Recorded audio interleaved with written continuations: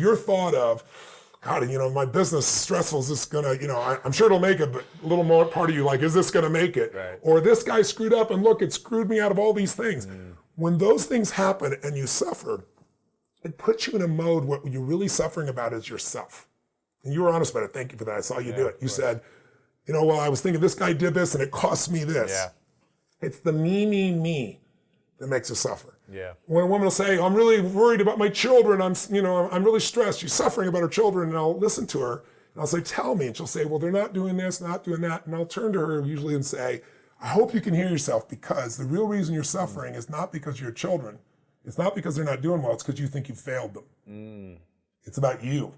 Because otherwise you'd just be working on the solution. Right. But you're busy beating yourself up, feeling bad, thinking the worst case scenario, right? So the antidote to suffering, the antidote to loss less than ever, is appreciation. I always tell people, trade your expectation for appreciation, your whole life changes. So I was just doing this talk here earlier, and I shared with them experience, and I'm fortunate enough to have my own private jet now, but it's a intercontinental jet, so I can fly straight to China. It's bigger than a Gulfstream. It's a Global Express. So it's like having your own bed in the sky, office in the sky. It's this amazing privilege. We filmed in there last time. Oh, that's right. I forgot about that. We filmed the interview. Right. Yeah. So it's fun. So you got the sense of it. It's amazing. just so great. But up until that time, I was chartering. Yeah. But half my business was overseas, and it's like $400,000 to fly to Australia and back on a Gulfstream. So it didn't make any sense.